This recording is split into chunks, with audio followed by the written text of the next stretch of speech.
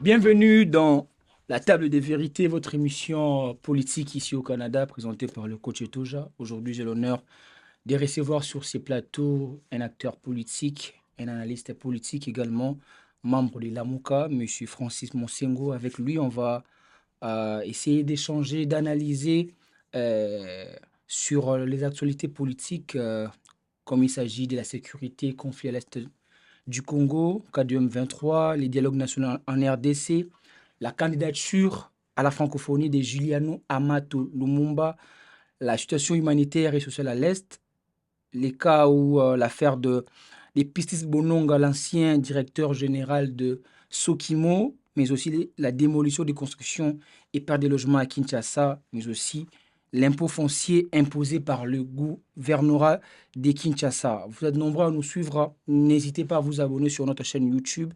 Et sans plus tarder, je m'en vais vers mon invité pour lui dire bonjour et bienvenue, Francis. Bonjour coach, c'est un plaisir, merci de m'avoir invité. Et c'est un grand plaisir pour moi aussi, Francis. Déjà, à l'entrée de jeu, on suit l'actualité aujourd'hui. Il y a quand même beaucoup de choses qui se passent avant d'arriver au Congo. Et on a suivi hier tout ce qui s'est passé entre États-Unis, Iran, le chef religieux iranien et sa bande. Et j'ai suivi même sa fille, son petit-fils, je crois, ils sont décédés. Comment tu analyses d'abord la situation politique en Moyen-Orient? Euh, donc merci encore de me donner la chance de participer à cette émission. Euh, J'aimerais aussi te féliciter pour ton engagement. C'est très important pour nous en tant que diaspora de porter une voix, Mhm. de dire ce qu'on pense et de contribuer à l'avenir qu'on veut pour nous-mêmes et pour nos enfants. Merci beaucoup, mon frère. Donc, euh, ce qui se passe en Moyen-Orient, ça reflète même la situation géopolitique dans le monde. Mhm. Ce que nous vivons aujourd'hui, c'est vraiment un vrai basculement de l'ordre politique. Et ce qui se passe, ce sont des États qui, aujourd'hui, malheureusement, choisissent la force Mhm. pour pouvoir imposer une certaine dynamique. Mhm. Et c'est exactement ce que les États-Unis essayent de faire. Et c'est ce que les États-Unis a toujours essayé de faire. C'est de pouvoir imposer un contrôle par la force. Et malheureusement, ce qui se passe dans ce cas-ci, c'est que de l'autre côté, il y a du répondant. Mhm. Mhm. L'Iran, Mhm. les Iraniens, d'une manière ou d'une autre, moi, je suis un observateur assez éloigné de cette situation. Mhm. Donc moi, je regarde un peu la situation de façon neutre. Mhm. C'est que malheureusement, le monde a toujours été surtout pour les 20 dernières années, a toujours vécu dans cette peur des États-Unis. Ok. Les États-Unis avaient donné toujours cette impression où ils pouvaient imposer le tempo de comment est-ce que ça se passe en Afrique, au Moyen-Orient, en Europe. Mais ces choses commencent à changer.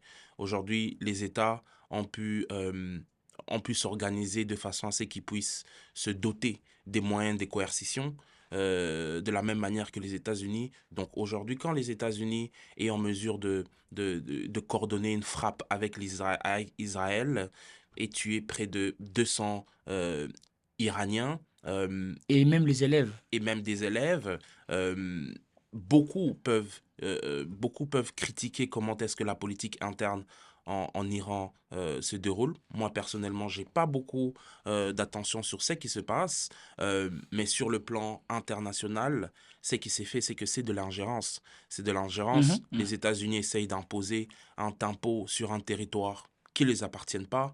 Ils essayent d'élargir leur pouvoir et malheureusement, dans cette situation-ci, il y a du répondant. L'Iran s'est préparé. L'Iran, d'une manière ou d'une autre, a jugé bon de se munir de l'arme nucléaire. Mhm. Donc aujourd'hui, si vous bombardez, on bombarde aussi.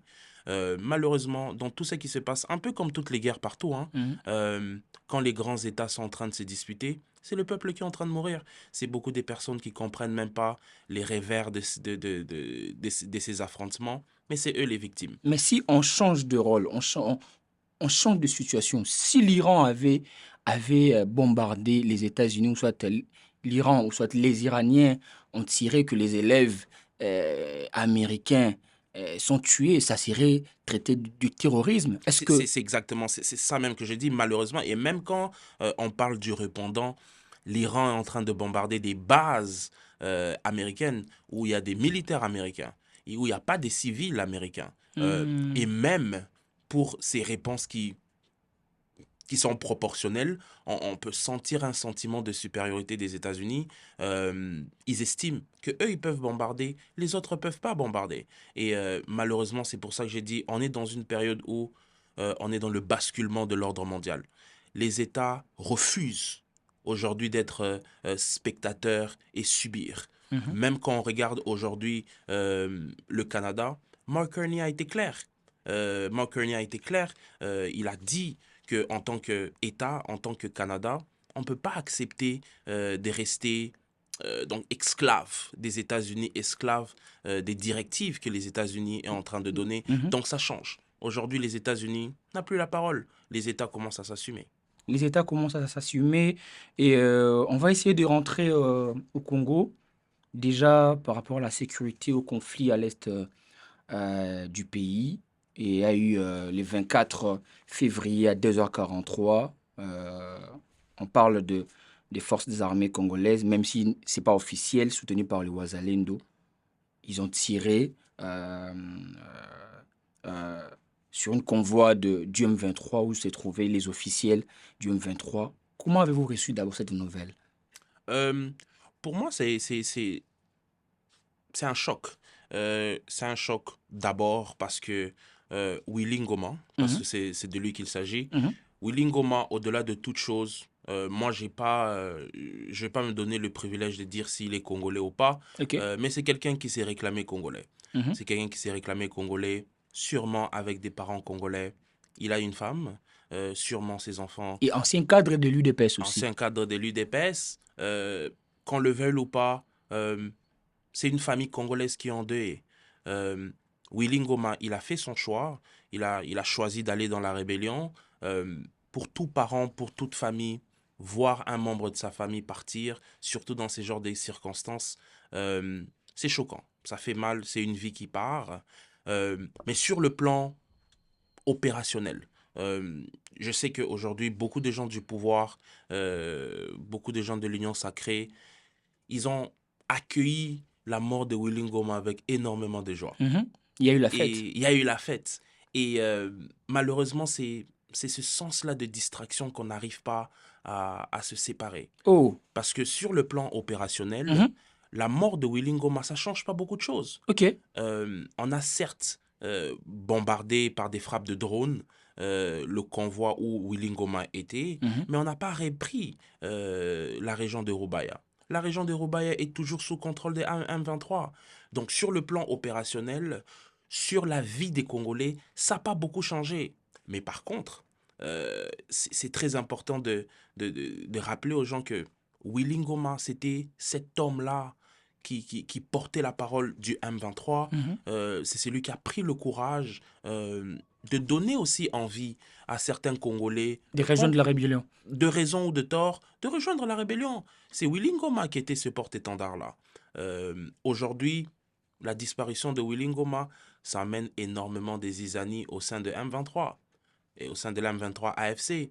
Parce que beaucoup de sources indiquent que depuis la mort de Magloire Paloukou, il y a de la discorde au sein de l'AFC M23. Mhm. Il y a la discorde entre sur le plan opérationnel, on sait tous que c'est l'armée rwandaise. Mhm. Et l'armée rwandaise a ses intérêts. Beaucoup des Congolais qui ont rejoint l'AFC M23, ils ont rejoint ce mouvement avec l'espoir qu'ils vont marcher jusqu'à Kinshasa. Ok, c'est ça. Mais aujourd'hui, ils se rendent compte que le mouvement n'a pas vraiment l'intention d'aller jusqu'à Kinshasa. Pour Hmm. eux, ils ne sont pas en train de voir la République démocratique du Congo en tant que nation. Eux, ils sont en train de voir des zones qui sont bénéfiques pour eux. Ok. Donc aujourd'hui, la position où le AFC M23 est, ce statu quo-là au sein de l'AFC M23, ça divise. Ok. Beaucoup des Congolais au sein de l'AFC M23 veulent avancer. Et s'ils ne veulent pas avancer, ils se disent, si on n'avance pas, allons dialoguer. Parce qu'il n'y a que deux options. Mhm. Soit on fait la guerre, soit on dialogue. Si, aujourd'hui, on ne va pas quitter Bukavu, on ne va pas quitter Goma, on ne va pas quitter Robaya, la question c'est, est-ce qu'on avance Mmh. ou on dialogue? Mmh.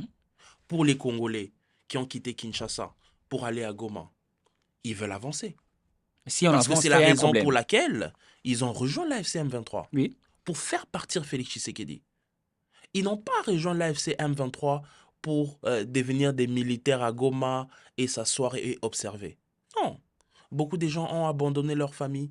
Ils ont promis à leur famille qu'ils vont revenir. Alors aujourd'hui, ils sont dans une position où le mouvement, au sein du mouvement, l'influence de Paul Kagame qu'on a toujours décrié, l'influence que pendant plusieurs années ils ont nié, mais qu'aujourd'hui Paul Kagame lui-même, Mmh. il a confirmé, Corneille Nangaa a confirmé, et les gens au sein du mouvement, ils se rendent compte qu'ils n'ont rien à dire. Et ces personnes-là qui étaient comme leur euh, parapluie, Mmh. ces personnes-là comme Corneille Nangaa, comme Willy Ngoma, comme Magloire Paluku, Paluku, c'est au cadre-là de l'AFC M23 donner espoir Congolais. aux Congolais qui ont rejoint. Aujourd'hui, Magloire Paluku est parti dans des circonstances très bizarres. Même aujourd'hui, Willy Ngoma, c'est pas clair exactement. On accepte, parce que plusieurs sources le disent, que c'est une frappe de l'armée Mais congolaise. on parle aussi d'une trahison au sein du M23. Est-ce On parle qu'aujourd'hui, clairement d'une trahison au sein du M23, parce qu'il faut comprendre que dans ce convoi-là, il n'y a pas que Willy Ngoma. Il y a aussi Makenga, Making qui était a là? été touché. Comme par hasard, il a survécu. Alors la question que beaucoup des Congolais se posent, est-ce que cette frappe-là, c'est pas un guet-apens? Parce qu'aussi, on a entendu certaines notes vocales qui sont attribuées à Willy Ngoma. Willy Ngoma commençait aussi à se plaindre. Willy Ngoma commençait à se plaindre de la direction idéologique du mouvement. Idéologique, voilà. Willy Ngoma commençait à avoir cette impression que la raison pour laquelle il s'est sacrifié, c'est pas la même raison pour laquelle l'AFC M23 se bat. Mmh. Lui, il avait l'espoir qu'il allait marcher sur Kinshasa, mais avec le temps, ils comprennent que ce n'est que les recherches qui comptent, ce n'est que les minéraux qui comptent. Aujourd'hui, l'AFC M23, pour les hauts cadres, pour le Rwanda, les positions qu'ils occupent pour eux, c'est parfait. Mais est-ce qu'aujourd'hui... Oui, allez-y. Allez-y, allez-y, allez-y. Parce qu'ils savent aussi idéologiquement que même si aujourd'hui on ouvre la porte et que l'AFC M23 arrive à Kinshasa, ça sera ingouvernable. Les Congolais vont pas accepter. Ils vont pas accepter d'être dirigés par des Rwandais. Alors, ça met l'AFC M23 dans une mauvaise posture. Mhm. Ça met dans une posture où maintenant là, ils n'ont pas le choix. Ils doivent soit négocier ce qui se passe à Doha, mais malheureusement, ils sont en train de négocier avec quelqu'un qui ne tient pas ses paroles. Félix Tshisekedi. Oh, Donc là maintenant, ils ne savent pas s'ils doivent faire confiance à quelqu'un qu'on ne fait pas confiance ou avancer. Et c'est là où le piège arrive. ok. Le piège arrive où ils vont arriver à la conclusion que on ne va pas aller dialoguer avec Félix Tshisekedi parce qu'il n'est pas sincère. On n'a pas de choix, il faut qu'on se batte. Et c'est de là où l'escalade va arriver. Et c'est là où moi, ça m'inquiète. Mhm. Et c'est là où moi, je me dis, les gens qui comprennent vraiment ce qui est en train de se passer, ils ne peuvent pas être contents de la mort de Willy Ngoma. La Mhm. mort de Willy Ngoma, non seulement ça crée de la zizanie au sein de l'AFC M23, Mhm. mais c'est aussi un alibi parfait. Donc c'est une raison parfaite pour aller à l'escalade. Aujourd'hui, l'AFC M23 peut dire, parce qu'il faut comprendre aussi, il y a un certain cessez-le-feu qui a été accepté. Accepté. Mhm. Donc si on considère qu'il y a eu un cessez-le-feu et que si l'armée congolaise confirme que la frappe de drone vient de l'AFC, c'est une violation du cessez-le-feu. Ça, c'est le... Donc techniquement, l'AFC M23 est dans une position où ils peuvent réagir. Mhm. Et c'est là où le danger se passe. Parce que dans l'escalade, c'est pas Félix Tshisekedi qui perd sa vie, ce sont des Congolais Ce sont qui des perdent Congolais. leur vie. Donc moi, ça m'inquiète. Ça m'inquiète. On continue à observer. Nous, on plaide toujours pour un dialogue parce qu'on sait que par la voie de la force, ça ne va pas fonctionner. Notre armée, elle est infiltrée, elle est faible. On ne peut pas, on peut pas aller vers une escalade. Juste pour conclure, Mhm. même cette frappe de drone, on peut l'approprier, on peut l'accorder au phare d'essai, mais en réalité, ce ne sont pas les militaires congolais, c'est Blackwater Ok. avec Eric Prince. Vous comprenez? Mhm. Ça, ce sont les Américains. Félix Tshisekedi, ça nous a coûté beaucoup, hein? Ça nous a coûté énormément d'argent. Ça nous a coûté beaucoup d'argent. Mais la vérité, c'est que Félix Tshisekedi a dépensé tellement d'argent et d'une façon ou d'une autre, ça porte des fruits. Ok, On ne sait pas si ces fruits-là sont empoisonnés, mais ça porte des fruits. quand même. Les fruits, c'est qu'aujourd'hui, on n'a pas l'armée américaine, on n'a pas des Américains qui viennent pour se battre pour le Congo, mais on a un soutien logistique des Américains. Éric Prince. Mais le danger, c'est que Éric Prince, c'est quelqu'un qui est profondément raciste. C'est quelqu'un qui, en Afghanistan, au Moyen-Orient, en Afrique, il a fait beaucoup de dégâts. Vous comprenez? Donc, c'est Ok. quelqu'un qui est propriétaire d'une compagnie de sécurité privée. Les États-Unis l'utilisent toujours pour des sales boulots. C'est quelqu'un qui est sans âme. C'est vrai. Aujourd'hui, on a l'impression qu'il nous aide, mais ce sont des genres de personnes qui ne vont pas réfléchir avant de bombarder sur la population parce il y a une mine d'or. Vous comprenez un peu? Mhm. C'est quelqu'un qui, pour lui, si il reçoit les ordres de récupérer la zone de Roubaïa, il va bombarder, qu'il y ait des Congolais ou pas. Éric Prince va bombarder. Et c'est ça le danger. Et on a notre ministère des Affaires étrangères, nos ministères de la Défense, ils sont contents. Ils publient sur Twitter Blackwater. On est content de toutes ces histoires. Et Mhm. c'est là où moi je me dis, Félix Tshisekedi, il est mal entouré, mais il ne sait pas. On est dans un monde d'hypocrisie. Ok. On le voit. On le voit. On a vu Félix Tshisekedi engager des mercenaires, n'est-ce pas? Oui. Ouais. On voit Félix Tshisekedi en train de collaborer avec Éric Prince, qui est un seigneur de guerre, n'est-ce pas? Tous les pays du monde le voient, non? Mhm. Là, on a l'impression comme s'il fait du bien. Non, c'est pas comme ça que ça fonctionne. Bon, bon, belaye biloko. Et c'est là où on dit à Félix Tshisekedi de faire attention. Aux Américains. Même les Ouazalendo, l'histoire des Ouazalendo, ça va peser sur Félix Tshisekedi. Parce qu'aujourd'hui, c'est illégal, c'est contre le droit international de prendre des civils et de les armer. Mais ce ne sont pas seulement les civils, mais ce sont des volontaires qui se sont levés pour défendre leur province, leur territoire. Euh, Ils sont en train de le faire dans quel cadre? Est-ce qu'ils ont rejoint l'armée? Bah, ils sont des patriotes. Ils sont des patriotes qui se sont levés. Mais on n'est pas encore arrivé là. Moi ma question, c'est vraiment de savoir, euh, après la chute d'Ouvira, il y a eu quand même cette sensation de crédibilité. Les gens ont cru au combat ou à la lutte ou à la vision du M23 ou de la FC M23 de marcher sur Kinshasa.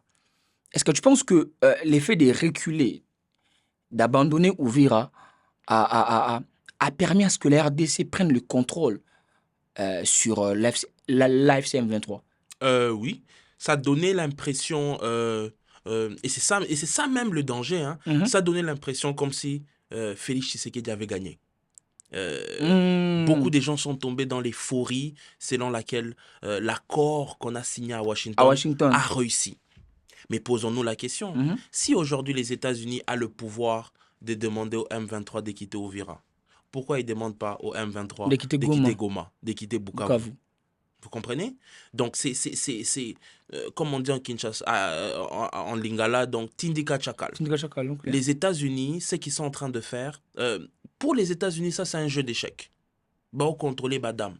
Il faut avoir un certain. Les États-Unis ne peuvent pas laisser la République démocratique du Congo au contrôle de son avenir. Mhm. Donc, il faudrait toujours emmener une certaine balance. C'est pour cela ils veulent donner l'impression à la République démocratique du Congo que nous sommes avec vous, nous allons vous soutenir. La guerre est déjà terminée. Parce que pour Donald Trump, la guerre au Congo est déjà terminée. Et il veut imposer ce statu quo-là. Et malheureusement, c'est ce qui se passe. C'est ce qui s'est passé durant les 30 dernières années. C'est pas la première fois qu'on nous dit que la guerre est terminée. Obama nous a dit que la guerre était terminée. Donald Trump nous a dit 2 fois que la guerre était terminée. Mais tout ce qu'on est en train de faire, nous sommes en train de alterner entre des zones de faible Une faible intensité et intensité. des Mhm. hautes intensités. Mhm. Même là maintenant, quand l'accord de Washington va s'asseoir et que le couloir de l'Obito va s'asseoir, on a l'impression que les problèmes sont terminés. On termine. Mais en vérité, il y aura toujours des petits séquelles qui vont toujours nous ramener vers le bas. Et c'est pour ça que nous, on demande d'aller au dialogue, pour pouvoir extirper ces choses-là qui vont nous empêcher à avancer. Donc, Pas- ce n'est pas une victoire pour la RDC d'avoir tué Willy Ngoma. Non, ça Ce peut n'est pas pas une être. victoire historique. Il n'y a rien d'historique dans ça. Willy Ngoma, c'est un élément négligeable sur le plan opérationnel. Comme je l'ai dit, en termes d'image, il C'était juste représente. un communicant. Ouais, c'est quelqu'un qui communiquait. Bon, on l'a appelé Colonel, colonel. lieutenant-colonel de façon très abusive, mais sur le plan opérationnel, Willy Ngoma, il n'a rien à dire. Il subit. Willy Ngoma, c'était la com. Willy Ngoma, il était là pour parler. Parler, c'est l'image. C'est pas quelqu'un qui prend des décisions opérationnelles. Il décide pas où est-ce qu'on quitte, où est-ce qu'on y va. Donc, ça change pas beaucoup de choses. Mais moi, comme je dis, c'est malheureusement cette fausse impression qu'on est en train de résoudre le problème. C'est là où le danger arrive. Parce que on va s'endormir. On va s'endormir. Les années vont passer. Mine de rien, ça fait 2 ans que Bounagana est parti. On va aller à 3 ans très facilement. On va aller à 5 ans très facilement. Et la dernière fois qu'on s'est parlé, moi, j'avais dit aux gens que on s'endort, mais Félix Tshisekedi est là. Azanan. Mais comment on va aller aux élections tant que le pays n'est pas uni, tant que le pays n'est pas unifié? Il y a cette image de balkanisation qui se voit aujourd'hui en RDC. Comment on peut aller aux élections dans cette condition-là? Donc c'est tout à fait normal que le président reste encore en fonction.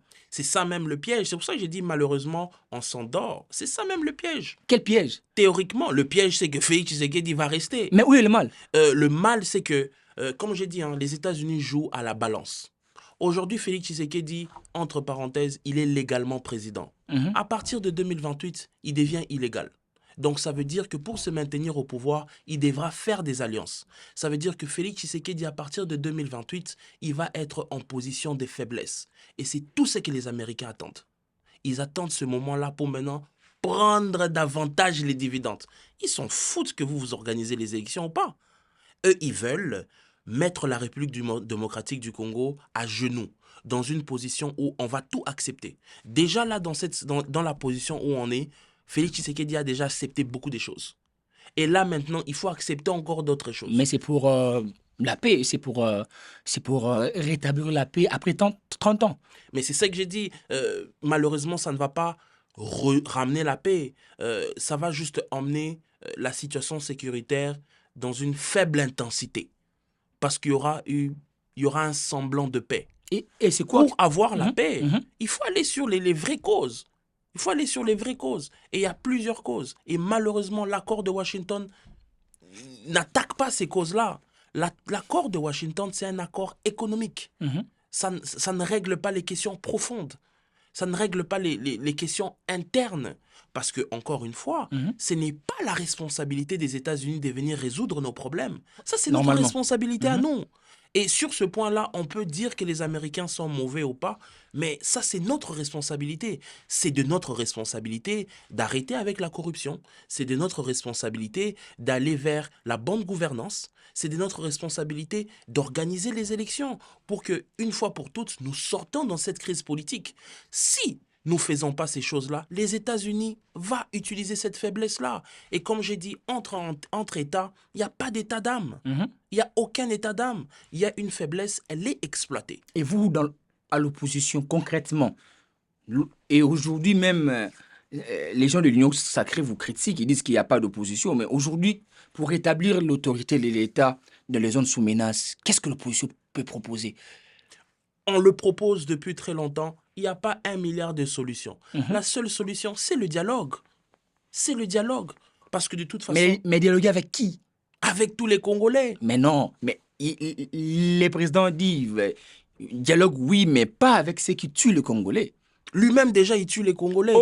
Ça veut dire que si, aujourd'hui, on doit avoir un dialogue sans les personnes qui tuent les Congolais, Félix Tshisekedi ne va pas participer au dialogue. Mais il tue comment? Mais celui qui cherche la paix, il a donné des minéraux, il a donné beaucoup d'argent pour qu'aujourd'hui, nous ayons quand même... Dès les premiers 100 jours. Donc, Félix Tshisekedi, il usurpe le pouvoir aujourd'hui. Les 100 premiers jours, il a commencé déjà à tuer les Congolais. De quelle manière? Il a créé un projet qui n'a jamais vu le jour, près de 500 millions de dollars qui sont partis en fumée. Il y a beaucoup des Congolais qui n'ont pas reçu leur salaire. Il y a beaucoup des Congolais qui n'ont pas eu de quoi se soigner. Ils ont perdu leur vie de cette manière-là. Donc si aujourd'hui on doit dire que ceux qui ont tué les Congolais ne peuvent pas participer au dialogue, Félix Tshisekedi ne va pas participer au dialogue aussi. C'est ça le problème. Donc ici, le dialogue doit être inclusif. Ok. C'est un modèle. Nous ne sommes pas en train de réinventer la roue. Mais là, vous, Ce n'est pas une invention. si vous acceptez tout le monde, là, vous allez laver tout le monde. Euh, Il y aura des pardons. Malheureusement, malheureusement et heureusement en même temps, parce que on doit aller vers cette réconciliation-là. On doit se réconcilier avec notre propre histoire. Certaines personnes peuvent appeler ça une certaine blanchisserie, mais c'est la justice. Il y aura la justice. Et c'est la raison pour laquelle beaucoup de gens ont peur du dialogue. Parce que le dialogue, ce n'est pas un tour de table où Martin Fayulu, Félix Tshisekedi s'assoient. Non, c'est pas comme ça que ça se passe. Il y aura des commissions.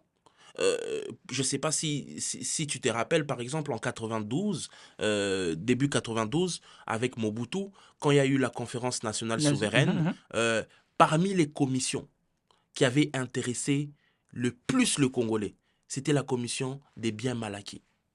Vous voyez, c'est ça même le dialogue. Les gens pensent que le dialogue, c'est pour s'asseoir et ensuite on se partage les postes. Non, on s'assoit, on réfléchit sur un nouveau pacte social. Comment est-ce que nous allons évoluer en tant qu'État à partir de maintenant jusque les prochaines 10, 20, 30, 40, 100 ans? Mais comment tu réfléchis sur le conflit ethnique dans les hauts plateaux à l'est du pays? Parce que ça, c'est un vrai conflit.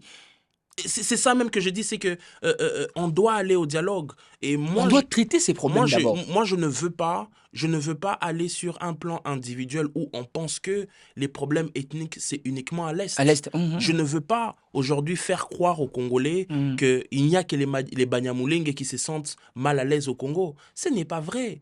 Pendant très longtemps, Félix Tshisekedi qui est président aujourd'hui, pendant très longtemps, les Balouba ont été très mal à l'aise.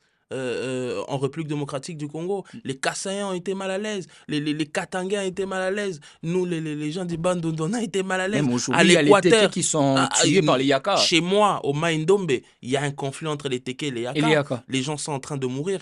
Les problèmes sont généralisés. On ne peut pas aller sur... on ne peut pas être sélectif, choisir certains problèmes, dire qu'il y a uniquement les problèmes des Banyamulenge. Non, il y a plusieurs problèmes, inclus le problème des Banyamulenge. Vous voyez? Donc aujourd'hui, on doit aller dans cette rencontre avec notre propre histoire. On parle aussi des Banyamulenge parce que j'ai l'impression que les Banyamulenge ont eu une dose d'injection rwandaise. Parce que c'est seulement eux qui causent du tort à la RDC. Même ici, au Canada et partout, les Banyamulenge, c'est toujours l'unique peuple qui revendique d'être marginalisé par rapport aux autres peuples. Je dirais pas ça comme ça, mais je dirais que c'est Paul Kagame a trouvé un alibi parfait pour pouvoir justifier ses velléités expansionnistes en République démocratique du Congo. Une des raisons pourquoi Paul Kagame dit qu'il faut qu'il intervienne en République démocratique du Congo, c'est pour sauver cette communauté Banyamulenge Tutsi. Parce que en 94, il y a eu génocide entre les Tutsis et les Hutus. Alors Paul Kagame utilise cet alibi que nous ne voulons pas voir un autre génocide s'est perpétré de la même manière que ça s'est fait au Rwanda, c'est faire en République démocratique du Congo, parce que les Hutus, les Interamwe, qui ont fui les génocides en 94, beaucoup ont fui en République démocratique du Congo. Alors Paul Kagame essaye de faire croire qu'il y aura un bis du génocide. Alors c'est comme ça qu'il instrumentalise la question des Banyamulenge. La majorité des personnes qui font beaucoup du bruit, qui se réclament Banyamulenge, la majorité ne sont même pas Banyamulenge. Moi, j'ai eu l'opportunité d'en rencontrer certains. Beaucoup, ils sont inquiets de la situation actuelle, mais ils n'ont pas le même discours qu'on voit certaines personnes ici au Canada qui se représentent comme qui se font passer pour des représentants des Banyamulenge. La situation, elle est problématique, c'est vrai. Il y a des Banyamulenge qui perdent la vie à cause de la discrimination. Il y a des Banyamulenge aujourd'hui à cause du délit de faciès. Dès qu'on leur voit, on pense que ce sont des Congolais, ce sont des Rwandais Mhm. et ils subissent certaines agressions. Ça, c'est une réalité. Mais il ne faut pas qu'on fasse croire au monde que c'est ça le seul problème au Congo Au qu'on a. Congo. Mhm. Non, on a beaucoup de problèmes. Tout le monde au Congo a des problèmes. C'est ça. Les policiers ont des problèmes. Les médecins ont des problèmes. Même les Koulouna ont des problèmes. Tout le monde a des problèmes. Les Bayaka, les Bayé, tout le monde a des problèmes. C'est pour cela qu'on doit se mettre autour d'une table, réfléchir ce qu'on appelle le Congo. Parce qu'il faut, c'est pour ça que je dis, nous devons revenir, nous devons faire la rencontre avec notre propre histoire. Exactement. Parce que on nous a mis ensemble, mais on ne nous a pas appris à être À ensemble. être ensemble. Mhm. La République démocratique du Congo, c'est plusieurs peuples que les colons ont mis ensemble et on nous a dit soyez un pays. Et nous, on n'a pas pu construire ce pays-là. Beaucoup de personnes se considèrent Mouyaka avant d'être Congolais. Mhm. Déjà, dès que tu te considères Mouyaka avant d'être Congolais, tu mets une frontière entre toi et moi. Et quand on est dans un pays où il y a le népotisme, il y a le clientélisme, à la place de choisir un Congolais, tu vas choisir ton frère de tribu. Mhm. Et c'est ça le danger. Donc, moi, je dis, allons au dialogue. Ce n'est pas une invention. Mais vous parlez d'aller au dialogue. Est-ce que l'opposition a-t-elle confiance dans la neutralité du processus proposé par le président de la République? Non, le président de la République n'a rien à proposer parce que Oh! Félix Tshisekedi, il fait partie du problème. Mais c'est le garant de la nation. Ben, vous pouvez dire ça comme ça, mais il fait partie du problème. Mais vous avez quand même confiance en lui. Non, il y a aucun sens de confiance. Comme je dis, nous, par exemple, à l'ECD, nous sommes dans une posture où on veut donner la chance à la paix. Ok. On n'a pas confiance en Félix Tshisekedi, mais on se dit, pour la paix, on va y aller. Ok. On va prendre tous les risques nécessaires Mhm. et nous rassurer qu'on va arriver au résultat qu'on cherche. On n'a pas confiance en Félix Tshisekedi. Tout le monde sait que Félix Tshisekedi, ce n'est pas un homme de parole. Mais on n'a pas le choix. On n'a pas le choix. Nous, de notre côté, nous sommes en train de monter des stratégies pour pouvoir combler ce vide-là de confiance. C'est la raison pour laquelle aujourd'hui, Martin Fayulu est en train de jouer le rôle de bon office. Il va aux États-Unis rencontrer Félix Tshisekedi. Il va en Europe rencontrer d'autres opposants. Mais c'est dans ça qu'on les traite de traîtres, des faux opposants. Malheureusement, c'est que j'ai dit, nous, on accepte de prendre la croix. Parce que dans la position où on est, et c'est là où le danger, et c'est là où notre posture est très complexe. Les gens ne comprennent pas très bien où on se situe. Nous, on se base sur notre propre histoire. Ce qui est en train de se passer ici, ce n'est pas la première fois. Mhm. Les Congolais, moi, c'est selon moi, ça c'est mon analyse, et ceci n'engage pas mon parti. Ok. Moi, pour moi, j'ai toujours considéré qu'en 97, on a fait une erreur magistrale. On n'aurait pas dû laisser Laurent Désiré Kabila rentrer. Ok. C'est vrai, Mobutu, il avait fait son temps. Mobutu avait fait énormément d'atrocités. Mhm. Mais entre les Rwandais qui arrivaient avec Laurent Désiré Kabila et Mobutu, le choix était clair. Mhm. Aujourd'hui, c'est pour ça que beaucoup de gens nous appellent des traîtres. Parce que nous le disons clairement.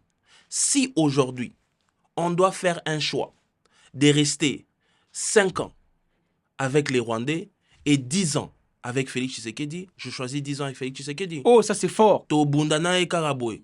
Je préfère Mhm. que Félix Tshisekedi continue à détourner l'argent comme il détourne. Qu'aujourd'hui, nous soyons sous le contrôle du Rwanda. Je Oh. refuse. Je refuse. Et c'est là où certains Congolais pensent que nous ne sommes pas des vrais opposants. Non. On comprend qu'on a déjà fait cette erreur-là. On ne va pas ouvrir la porte aux Rwandais pour que James Kabarebe devienne encore chef de notre armée. Non, on refuse. Tobundana Tshisekedi ka ndenge tozokende. On s'est dit que, malheureusement, Félix Tshisekedi, c'est notre frère. C'est notre frère qui est perdu. Tobundana et Kakaboué. On ne préfère pas, on en refuse de faire la même erreur que nos aînés ont fait en 97. Ils ont ouvert la porte aux Rwandais et aujourd'hui, ça devient un problème pour leur faire partir. Je préfère, j'y répète encore, je préfère rester 10 ans de plus avec Félix Tshisekedi que 5 ans avec les Rwandais. C'est un choix qu'on a fait et nous, on l'assume. Nous ne sommes pas des traîtres, nous ne sommes pas des faux, on n'est pas des faux opposants, nous sommes des patriotes. On comprend que notre pays est convoité par plusieurs nations. Mhm.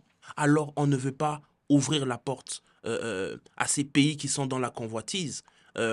Malheureusement, on est dans un état de fait où Félix Tshisekedi est de mauvaise foi. On n'a pas le choix. Alors nous, on choisit la résistance, on préfère résister en République démocratique du Congo contre notre frère Félix Tshisekedi que ouvrir la porte aux ennemis. Aux ennemis. C'est la raison pour laquelle nous, on demande aux opposants, à Moïse Katumbi, si il pense que Félix Tshisekedi va le tuer, lui, Moïse Katumbi voulait devenir président de la République, qu'il vienne mourir au Congo. Que Félix Tshisekedi les tue au Congo, au lieu d'aller en exil. Vous comprenez un peu? On doit arrêter de faire la même erreur, tout le temps, parce que le cycle, il est en train de se retourner. Aujourd'hui, beaucoup de Congolais se sont dit, coûte que coûte, par tous les moyens possibles, on va faire partir Tshisekedi. Nous, on dit non. Non. On ne veut pas faire partir Félix Tshisekedi par tous les moyens possibles. Ok. Est-ce qu'on va vendre notre pays juste pour faire partir Félix Tshisekedi? Non. Donc, nous, on n'est pas assoiffés du pouvoir. Nous, on veut que, pas que la guerre s'arrête, mais que nous ayons une paix définitive. Qu'une fois pour toutes, on arrête avec ça. Et pour arrêter avec cette guerre-là, il y a beaucoup de contours. Et la seule manière où on peut attaquer ces contours-là, c'est au sein d'un dialogue. Parce que, attention, on voit, tu me l'as rappelé, on voit seulement les M23, mais il y a aussi les RDF. Il y a aussi les Wazalendo. Oui. Parce que posons-nous la question aujourd'hui. Ok. La guerre s'arrête. La guerre s'arrête. Félix Tshisekedi a gagné, les Rwandais Bazongi. Les- Qu'est-ce qu'on fait des Wazalendo? les chefs d'état-major des Wazalendo. Qu'est-ce qu'on fait des Wazalendo? Est-ce qu'aujourd'hui, vous pensez que Willy Michiki, député national, parce que c'est Willy Michiki qui prend l'argent des Wazalendo à Kinshasa, hein, quand Pepe Mbosso, Joe Biden, disait aux députés sortez des groupes armés, il s'adressait à des personnes comme Willy Michiki. Aujourd'hui, des gens comme Willy Michiki, ils ne peuvent pas accepter que la guerre s'arrête. Parce que si la guerre s'arrête, les financements s'arrêtent. Ok. Vous comprenez? Ce sont des personnes qui s'enrichissent de la guerre. Ce sont des personnes qui ne veulent pas que la guerre Mais s'arrête. les individus s'enrichissent. Mais il y a des gens qui souffrent à l'Est. On a l'impression que Goma et Bukavu ne sont plus au Congo. Pas des banques, pas des prises en charge des réfugiés. Les gens souffrent énormément. Mais qu'est-ce que Kinshasa fait pour ces gens-là, au-delà de financer les Wazalendo et les FARDC? C'est ce que j'ai dit malheureusement. Félix Tshisekedi lui-même et aussi son entourage, ce sont des personnes qui sont occupées ailleurs. Oh! Ils sont ailleurs. Toi, tu es en train de parler des Goma, des Bukavu et tout ça. Non, eux, ils sont en train de réfléchir comment est-ce que ils vont blanchir l'argent qu'ils ont obtenu au Congo pour venir acheter des appartements à Montréal, acheter des appartements à Gatineau. Non, eux, ils sont occupés par ça. Donc, toi, tu es inquiété que aujourd'hui, on a 27 millions de Congolais en insécurité alimentaire. Non, eux, ils ne sont pas préoccupés par ça. Eux, ils attendent l'appel de la banque parce que, vous savez, hein, quand tu fais venir $1 million au Canada, il faut justifier. Donc là, eux, ils sont occupés. Ils sont en train de chercher les documents, comment justifier l'argent qu'ils ont volé au Congo pour venir acheter les appartements au Canada. Donc c'est ça qui les importe maintenant là. Donc tout ce que tu es en train de dire, insécurité, non, ils sont ailleurs. Madame Judith Souminois, elle est ailleurs. Elle est ailleurs, elle achète des appartements à Gatineau. Elle est ailleurs. Vous leur posez des questions. Ils ne sont pas préoccupés par ces questions-là. Ils ne sont pas intéressés. Eux, c'est qu'ils sont... En fait, malheureusement, l'atmosphère, c'est ça aussi les dangers. C'est ça aussi les dangers, c'est qu'il y a deux atmosphères bizarres en ce moment ici. Le premier atmosphère, c'est l'atmosphère des remaniements. Beaucoup des ministres aujourd'hui sont déjà informés que d'ici juin, on va changer le gouvernement. Ok. Ça, c'est déjà le premier pressentiment. Le deuxième pressentiment, c'est l'atmosphère de fin de pouvoir. Yébela parce que 2028 paie sa position. 2028 ça peut ou ça passe ou ça casse. Mais Moutamaele voit les lois des lois, donc ça veut dire investit déjà en Europe au cas où Félix Tshisekedi pour n'importe quelle raison tombe. Toi, tu as déjà ta maison au Au Canada, Canada. tu as ta maison à Gatineau, à Montréal. Spécifiquement à Gatineau, je vous connais. Spécifiquement à Gatineau, ils sont déjà prêts. En ce moment ici, c'est de ça qu'ils sont préoccupés. Ils font partir leurs femmes, ils font partir Leurs leurs enfants. enfants. Ils sont en train de préparer déjà le after. Alors, les préoccupations que toi tu as, c'est pas important pour eux. Vous pensez qu'en ces moments ici, par exemple, Madame Grosse-Coutinho, Oh, Madame Grasse-Coutinho en ces moments ici, selon vous, quelle est sa préoccupation? Qu'est-ce qui l'inquiète en ce moment ici? c'est la jeunesse. Moi, je lui avais dit, Madame, les consultations ici, c'est une perte de temps. Elle voulait même venir au Canada, topé qu'ici est, de ne pas venir au Canada. Elle s'est limitée au Congo, mais quels sont les résultats? Apparemment, elle a appelé les Congolais pour venir trouver du travail au stade de Martyr. Les Congolais ont cru en elle, hein. Beaucoup de Congolais se sont préparés pour aller à ce salon d'emploi avec l'espoir qu'ils allaient trouver quelque chose. Madame Grace Coutinho les a vendu un rêve. Beaucoup de Congolais, ils m'ont dit, Francis, toi, tu es toujours négatif. Tu es toujours négatif, non, il faut avoir de l'espoir. J'ai dit, il n'y a pas de souci. Allez-y. Allez-y, allez-y, allez au stade des Martyrs. Madame Grace Coutinho vous a invité pour aller trouver l'emploi. Village des opportunités. Village des opportunités. Beaucoup de gens sont partis là-bas, ils sont rentrés avec des préservatifs. Des SIM RTL. On les a donné des préservatifs dans le cadre des protections contre les maladies sexuellement transmissibles. Transmissible. Donc les gens sont allés chercher du travail, on allait leur sensibiliser contre les maladies sexuellement transmissibles. C'est fort. Et c'est malheureusement, c'est ça que j'ai dit, ces gens-là, ils sont ailleurs. Ils sont ailleurs. Nous, on est là, ici, on est à Montréal. On est en train de discuter de ce qui est en train de se passer. Mais la majorité des Congolais sont là dans la distraction. Aujourd'hui, on est dimanche.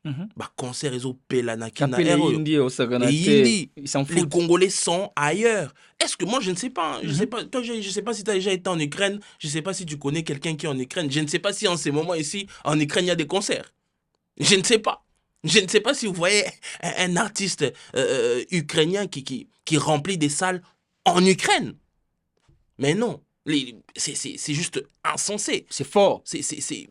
Moi, je dis pas, moi, je suis pas dans cette logique-là où on doit arrêter la musique congolaise. Non. Mais cette musique-là, elle doit être structurée, elle doit être orientée vers nos propres problèmes. C'est inadmissible que dans une ville, dans un pays qui est en guerre, en pleurs, qu'il y ait des concerts tous les jours. À Kinshasa, il y a les concerts tous les jours. Héritier a joué hier, il va jouer encore aujourd'hui. Fabregas a joué hier, il va encore jouer aujourd'hui. Les Congolais sont dans la distraction. Et c'est là où Félix Tshisekedi a gagné. Parce que Félix Tshisekedi, Félix Tshisekedi, c'est notre frère. Félix Tshisekedi connaît les Congolais parfaitement. Ayebi biloko dolingara. Il sait par exemple que, par exemple pour nous, hein, en fait nous tous on est victimes. Même moi, on est victime. Il sait que par exemple, il y a minute so léopard à Kotika Coupe du Monde à Indi. Distraction quotidienne. Distraction et Koti. Parce que moi, les léopards, c'est le symbole de l'unité nationale. Je veux voir les léopards gagner. Donc tu sens que Félix Tshisekedi, il est impliqué. Pas dans le sport, hein. Pas dans le sport. Léopard seulement. Football. Parce qu'il sait que dans d'autres sports, il faut résoudre des problèmes structurels. Mais mort. pour le football, on peut récupérer des binationaux qui ont été formés hein, Ailleurs. Donc ça veut dire que quelqu'un qui a reçu l'investissement du Canada, le Canada en tant que pays, a investi sur lui. Le Canada a donné un sens d'éducation et de direction à cette personne-là. Et cette personne, à cause de l'attachement vers son pays, va jouer en République démocratique du Congo. Chose qui n'est pas mauvaise. Mais encore une fois, on est en train de jouir du travail des autres. Les autres. Ça, c'est une réalité. Sans que nous-mêmes nous sans que nous-mêmes. Parce qu'à un moment, il faut qu'on se dise la vérité. La République démocratique du Congo, on a une très belle équipe. Hein. À 90%, ce sont des joueurs qui sont formés à l'étranger. Le championnat local, il est à l'arrêt. Vous voyez? Donc, c'est malheureusement, c'est la réalité qu'on vit en ce moment. Ouais, ils sont en train de faire la fête. C'est la réalité qu'on vit en ces moments. Donc, comme moi, je dis toujours que la RDC souffre d'un mal chronique qui est l'absence du leadership et de la bonne gouvernance. Tant qu'on n'aura pas des bons leaders qui sont compétent, sérieux pour sortir la RDC de ces problèmes-là, on va tourner en rond. Le président de la République avait promis de faire de jeunes millionnaires. Quand il est arrivé au pouvoir, il a crié à la jeunesse et il a donné quand même des postes à la jeunesse dans le cas de Pistis Bononga qui était directeur général de la société Kilomoto. C'est ça, Sokimo. Société Donc, minière de Kilomoto. Ouais. voilà. C'est une société minière et il a fait 4 ans. Aujourd'hui, il est poursuivi à Cour des comptes. Cour des comptes pour ne pas avoir fourni les états financiers de l'année 2022-2023. En écoutant son audition, qu'est-ce que tu as compris dans cette affaire? Et de Euh, la personne aussi. non, la personne, malheureusement, nous, on suit la situation depuis longtemps. Donc, la personne, on l'avait déjà entendu avant. Non, mais c'est un cadre de l'UDPS. C'est un cadre délit d'épaisse. Il a été nommé Mhm. par ordonnance présidentielle. Donc, ça veut dire que Félix Tshisekedi a signé Oh! pour lui. Donc, ce n'est pas que il a été choisi par un groupe de personnes. Non, il a été spécifiquement choisi par Félix Tshisekedi. Non, mais c'est un fils d'un haut cadre de l'UDPS qui a vieilli. Non, moi, je ne peux pas travailler, je laisse mon fils. C'est ça le problème. Donc, aujourd'hui, la gestion de M. Pistis, il faut le mettre ça sur la tête de Félix Tshisekedi parce que c'est Félix Tshisekedi qui l'a choisi. Et malheureusement, c'est ce que j'ai dit, le clientélisme, le tribalisme, le népotisme. Aujourd'hui, on prend une société d'État aussi grande comme la société minière de Kilomoto, on le donne à un novice, un amateur, quelqu'un qui comprend à peine, quelqu'un à qui on pose la question, est-ce que tu savais que la Cour de compte existait? Il dit non, c'est quand je suis entré en fonction que j'ai pu avoir des informations sur ça. Mais comment c'est inexplicable. Et quand on pose la question à cette personne, c'était quoi ton salaire? 14 000 $ par mois. Wow. 14 000 $ par mois pour quelqu'un qui comprend même pas ce qu'il fait. Wow. Il sait même pas pourquoi. Moi d'ailleurs, je doute même. Je sais même pas s'il sait d'abord c'est quoi même la société minière de Kilomoto. Sans prime, hein? Salaire seulement. Son salaire, sans prime, sans bonus, 14 000 $ par mois. C'est énorme. Wow, wow, énorme. Wow. Pour quelqu'un qui a aucune expérience, pour quelqu'un qui a aucun parcours, 14 000 $, c'est insultant. Mais malheureusement, c'est ça, la mauvaise gestion. Félix Tshisekedi, il choisit qui il veut. Félix Tshisekedi, il est dans une posture où c'est lui le roi soleil. Hein. Félix Tshisekedi, c'est le roi soleil. Il fait ce qu'il veut. Il met Pistis pendant 4 ans. Quelqu'un qui est inutile. Écoute, c'est Félix Tshisekedi qui le met, qu'est-ce que vous voulez? Donc aujourd'hui, Félix Tshisekedi, toutes ces choses qui sont en train de se passer, il ne faut pas que les gens du pouvoir, il ne faut pas que Félix Tshisekedi pense que tous les actes qu'il a posés seront pardonnés. Mm-hmm. Non, on ne va pas le pardonner. On ne va jamais le pardonner d'avoir nommé un monsieur comme monsieur Pistis en tant que directeur général. On ne va jamais le pardonner. On ne va jamais le pardonner qu'aujourd'hui, les enseignants sont en grève, mais que monsieur Pistis se fait 14 000 balles. payer 14 000 $ par mois. C'est compliqué. Donc c'est ça. Mais c'est la mauvaise gouvernance. C'est de ça même qu'on est en train de parler et ça doit s'arrêter. Et si aujourd'hui on parle de Kinshasa, inondation et tout ce qui se passe, le gouverneur de la ville a initié un projet que je considère quand même un projet prometteur de Kinshasa et Kinshasa Zobonga. Mais on constate aujourd'hui Kinshasa, c'est encore plus sale. Ce n'est même plus l'image de la capitale. Considérez-vous aujourd'hui que Daniel Bumba a cette capacité de changer Kinshasa? Bon, déjà, il faut dire les choses clairement, hein. Kinshasa et Zobonga, c'est pas un projet, c'est un slogan. OK. C'est pas un projet qui est établi sur une période avec un budget, avec des plans, avec des étapes. Non, c'est un slogan. De la même façon, avec Gentini Ngobila, on avait Kinshasa Bopeto. Voilà. C'est toujours des slogans Mais avec euh, des millions. avec des millions, mal structurés. Il n'y a aucune planification. De la même façon. Donc, c'est ce que je dis, c'est malheureusement, tout revient à Félix Tshisekedi. Beaucoup de gens ont l'impression que nous, à l'opposition, nous sommes dans une fixation contre Félix Tshisekedi.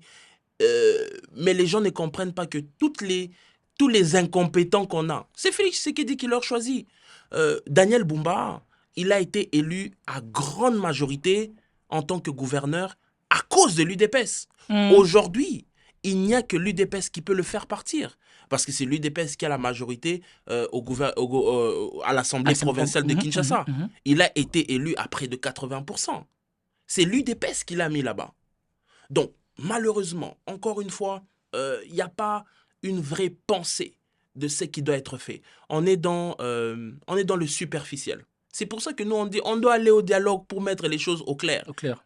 Dans cet échange ici, je peux vous dire deux, trois choses, mais on doit s'asseoir S'asseoir. en tant que Congolais pour réfléchir. Parce que malheureusement, on est encore dans des réflexions primaires. On ne comprend pas les vrais problèmes. C'est pour cela qu'on ne peut pas aller vers des vraies Une vraie solutions. solution. Moi, Mhm. j'entends par exemple des Congolais qui disent que ils ont besoin juste de 30 millions de dollars pour rendre la ville de Kinshasa propre. Pour moi, ces genres de déclarations, ce sont des déclarations qui prouvent qu'on n'a pas la vraie compréhension même des problèmes de Kinshasa. Oh, Parce que le problème de Kinshasa, ce n'est pas de l'argent. OK. Et au-delà même que c'est une preuve de la non-compréhension des vrais enjeux euh, de la ville de Kinshasa et aussi de notre pays, mais c'est aussi une preuve que nous, en tant que Congolais, on ne s'aime pas. Oh. On ne s'aime pas vraiment. Comment est-ce que... moi, ça m'a choqué. Hein, comment est-ce que... dans les projets, donc Mhm. toi, tu te dis, je mets ma main à couper, donnez-moi 30 millions de dollars, je vais rendre la ville de Kinshasa propre, je vais utiliser cet argent en associant les personnes qui sont délaissées par la communauté. Donc, je vais utiliser les moineaux, les Kuluna et les enfants de la rue, les Chégués, pour rendre la vie propre. C'est très méchant de voir cette façon, c'est très méchant de voir les choses de cette façon-là. Comment est-ce que nous, en tant que Congolais, le seul avenir, le seul destin qu'on peut imaginer pour ces enfants qui ont été abandonnés par l'État, c'est de ramasser les ordures? Est-ce que c'est ça le Congo que nous voulons? Est-ce que moi, en tant que gouverneur, mon travail, c'est d'obtenir de l'argent et ramasser ces enfants-là dans la rue pour leur faire ramasser des ordures? Est-ce que c'est ça l'avenir qu'on veut pour nos enfants? Ça, ce sont des déclarations qui montrent une certaine irresponsabilité. Nous devons aller dans les problèmes profonds. Nous devons comprendre que l'insalubrité dans la ville de Kinshasa, ce n'est pas seulement ramasser les poubelles. C'est aussi refaire les routes. Mhm, C'est mhm. aussi refaire les systèmes de canalisation. C'est aussi créer des compagnies de triage. C'est aussi restructurer l'instrument de contrôle de la ville de Kinshasa. Parce qu'on ne va pas juste ramasser des ordures, mais il faut aussi imposer un certain contrôle. Mhm. Donc, l'argent, malheureusement, ne résout pas tout. Aujourd'hui, on peut te donner même 30 millions de dollars. Non, 30 millions, c'est même un peu. Non, mais Un c'était par milliard. rapport à l'argent de ces projets-là, c'était 50 millions. On parlait de 50 millions. Peut-être il a voulu rabattre c'est là 30 millions pour réaliser ces projets-là. Je pense que c'était peut-être sa pensée.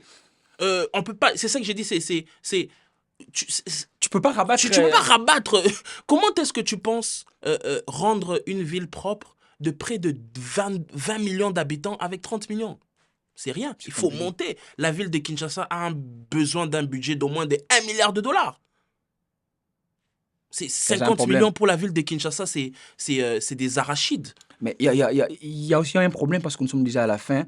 Il y a des démolitions aujourd'hui de construction. Plusieurs familles se déplacent. Et j'ai vu les gens de Kingabo qui sont aujourd'hui en qui se plaignent.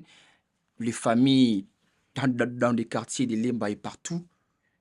des démolitions et des pertes des logements brusques imposées par le gouvernorat provincial de Kinshasa. Qu'est-ce que ça t'a fait de voir tout ça? Au-delà de ça, ils ont imposé encore l'impôt foncier, l'impôt sur les revenus locatifs.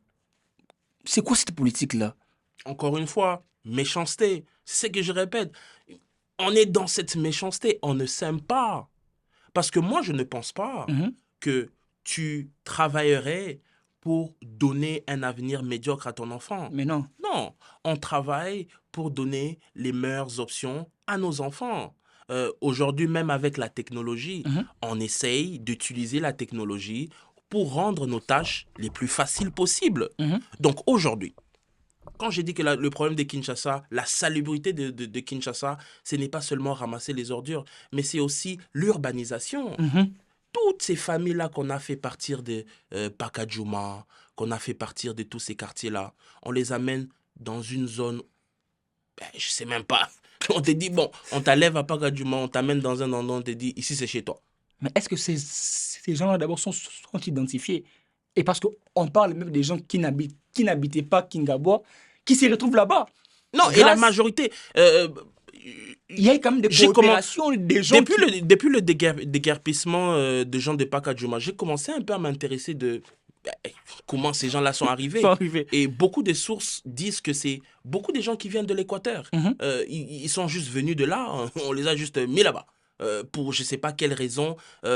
Malheureusement, ce que j'ai dit, c'est qu'on doit faire la rencontre avec notre passé, Notre histoire. comprendre comment est-ce que ces enfants-là sont arrivés dans la rue, comment est-ce qu'on peut leur rééduquer, quelles sont les options qu'on peut leur donner pour donner une autre chance à leur Et vie. les ramener en télé. Les ramener à Quelle Nsélé. école, quel hôpital? Les ramener à Nsélé, ce n'est pas une option. Les engager pour ramasser les ordures, ce n'est pas une option.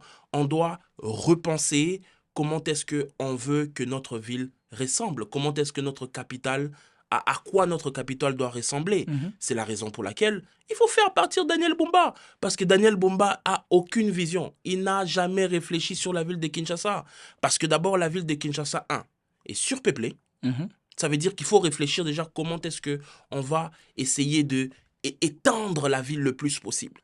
Donc, au-delà de ramasser les ordures, il y a beaucoup de ces genres de choses qui doivent être pensées. Parce que au-delà de étendre la ville, il faut indemniser toutes ces personnes qu'on va faire partir. Partir, c'est ça. Parce que moi, je suis partisan de la destruction anarchique qui s'est faite à Kinshasa.